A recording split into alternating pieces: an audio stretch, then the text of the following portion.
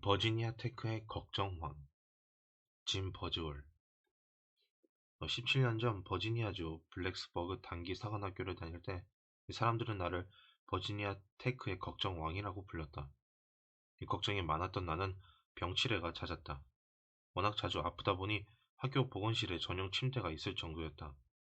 내가 갈 때마다 간호사가 달려와 주사를 놓았다. 이 자질구레한 일 모두가 내게는 걱정거리였다. 학점이 낮아 학교에서 쫓겨나지 않을까 걱정하기도 했다. 평균 75점에서 84점을 유지해야 하지만 이미 물리학을 비롯해 여러 과목에서 낙제점을 받았다. 건강, 급성 소화불량으로 인한 고통, 불면증에 대해서도 걱정했다. 이 재정적인 문제도 걱정거리였다. 여자친구에게 사탕을 사주지 못하고 그녀가 원할 때마다 춤추러 갈 수 없어서 기분이 언짢았다. 그녀가 다른 사관생도와 결혼할까봐 두려웠다. 이렇게 온갖 막연한 문제를 걱정하느라 밤낮으로 초조해야 하고 있었다. 때로는 무엇 때문에 걱정하는지를 잊어버리기도 했다. 이 자포자기한 나는 버지니아 테크 경영학과 듀크 베어든 교수에게 내 모든 문제를 털어놓았다. 베어드 교수와 15분간 나누었던 대화는 이 대학생활 4년을 합친 것보다 내 건강과 행복에 더 큰 도움을 주었다. 그는 이렇게 말했다. 짐, 앉아서 사실을 직면해보게. 이 자네가 걱정하는 데 쓴 에너지의 절반이라도 이 문제를 해결하는 데 쏟을 수 있다면 이 걱정거리가 사라질 거야. 이 걱정이란 후천적으로 학습된 나쁜 습관에 지나지 않거든. 그는 걱정하는 습관을 고쳐줄 세 가지 규칙을 가르쳐 주었다.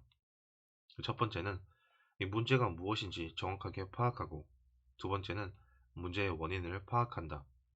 그리고 세 번째는 당장 문제를 해결하는 방향으로 건설적인 일을 하는 것이다.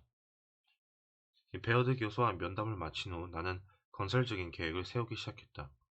물리학 과목에서 낙제했다고 걱정하는 대신 이 낙제한 이유를 생각해 보았다. 내가 멍청한 걸까? 아니다. 이 학보사의 편집장까지 맡은 내가 그렇게 덜 떨어진 사람일 리는 없다. 이 단지 그 과목에 관심이 없었다. 이 졸업하면 산업 엔지니어가 될 텐데 물리학이 내게 별로 도움이 될 것 같지 않아서 잘하려는 노력을 하지 않았을 뿐이었다. 하지만 이제 태도를 바꾸고 생각을 달리했다. 학위를 받으려면 물리학 과목을 이수해야 하는데 마냥 미룰 순 없지. 그래서 나는 물리학 과목을 다시 수강했다. 이번에는 어렵다고 불평하거나 성적을 걱정하느라 시간을 낭비하지 않고 부지런히 공부했다. 결국 학점을 얻을 수 있었다. 학교의 댄스 파티에서 음료를 만들어 팔고 몇 가지 아르바이트를 하고 부족한 돈은 아버지에게 빌려서 재정적인 걱정도 해결했다. 물론 아버지에게 빌린 돈은 졸업 후 바로 갚았다. 다른 생도와 결혼할까봐 두려워했던 여자친구에게 청혼을 해서 사랑 문제도 해결했다.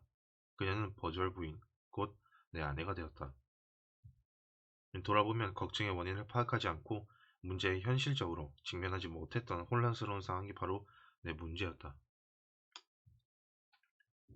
짐 버즈홀은 자신의 문제를 분석하면서 걱정을 이겨냈다. 그는 2부 1장에서 설명한 원칙을 실천했다.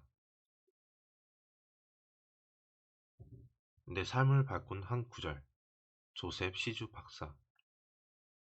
수년 전 모든 일이 불확실하고 모든 것에 환멸을 느낄 무렵 내 삶은 내가 통제할 수 없는 힘에 휘둘렀다. 어느 날 아침 우연히 성경을 펼쳤을 때 다음 구절이 눈에 박혔다. 나를 보내신 이가 나와 함께 하시도다. 나를 혼자 두지 아니하셨느니라. 이후로 내 삶은 완전히 바뀌고 모든 것이 달라졌다. 그날 이후 나는 하루도 빼놓지 않고 이 구절을 암송한다. 최근 많은 사람이 내게 상담을 받으러 온다. 나는 그들이 상담을 마치고 나갈 때마다 이 구절을 읽어준다. 처음 읽는 순간 이 구절은 내 좌우명이 되었다. 나는 항상 이 구절을 마음에 새기고 살아가면서 평안과 힘을 얻는다. 내게 이 구절은 신앙의 핵심이다. 이 삶을 살만한 가치가 있게 만들어주는 기반이며 인생의 가장 중요한 교훈이기도 한다.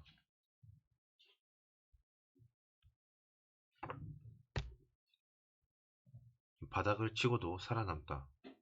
테드 에릭센. 나는 지독한 걱정왕이었다. 물론 지금은 아니다. 1942년 여름, 나는 모든 걱정을 떨쳐버리려는 떨쳐버리는 경험을 했다. 다른 문제들은 모두 사소하게 여겨질 만큼 엄청난 경험이었다. 오래전부터 알래스카에서 어선을 타고 여름을 보내는 게 꿈이었던 나는 1942년에 알래스카 코디악에서 출항하는 길이 10m 정도의 연어잡이 어선과 계약을 맺었다. 이 정도 크기의 배를 운항하려면 선장과 부선장 그리고 온갖 업무를 처리하는 선원 등 3명이 필요했다.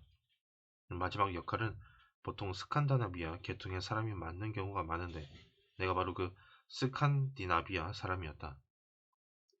이 조수의 흐름에 맞춰 그물로 연어를 잡다 보니 하루 24시간 중 20시간 동안 일하는 경우도 수두룩했다. 일주일 내내 그렇게 일한 적도 있었다. 누구나 하기 싫어할 만한 일은 모두 내 차지였다. 배를 청소하고 장비를 정리하는 일뿐 아니라 이 작은 선실에서 장작 난로를 가지고 요리도 했는데 음, 모터에서 나오는 열기와 연기 때문에 아주 미칠 것 같았다. 그 외에도 설거지를 하고 배를 수리했다. 이 연어를 통조림 공장까지 싣고 가는 수송선에 우리가 잡은 고기를 던지는 것도 내 일이었다. 고무장화를 신었지만 발은 늘 젖어 있었다. 이 장화에 물이 가득 차도 벗어서 비울 시간이 없었기 때문이다. 하지만 이 모든 일은 코르크 라인이라고 불리는 줄을 잡아당기는 것에 비하면 장난에 불과했다. 배의 고무를 단단히 딛고 서서 미끼와 그물을 끌어당기는 일이었다. 이 말만 들으면 대수롭지 않게 느껴지겠지만 실제로는 아무리 힘을 주어도 꿈쩍하지 않을 만큼 그물의 무게가 상당했다. 이 줄을 당기다 보면 오히려 보트가 끌려갔다. 무거운 그물을 움직이려면 전력을 다할 수밖에 없었다. 몇 주 동안 쉬지 않고 이 모든 일을 했다. 마침내 내 몸이 버텨낼 수 있는 한계점을 넘어서고야 말았다. 나는 끔찍하게 아팠다. 이 쑤시지 않은 곳이 하나도 없었다. 결국 몇 달을 앓아놓고 말았다. 당시 나는 일하는 도중 쉴 수 있는 기회가 오면 식량 보관함 위에 쌓인 축축하고 울퉁불퉁한 매트리스 위에 누워 잠을 잤다. 매트리스 하나는 줄줄 말아 아픈 허리 쪽에 받치고 완전히 탈진한 상태로 마치 마약이라도 한 사람처럼 골아떨어졌다. 돌이켜보면 이 고통과 피로를 견뎌냈던 일이 다행스럽게 느껴진다. 일하는 동안 걱정이 사라졌기 때문이다.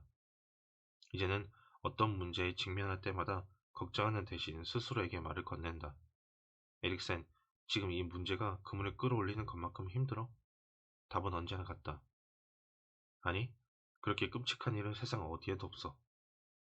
그러면 기분이 좋아지고 힘이 나면서 용기 있게 문제를 직면할 수 있다.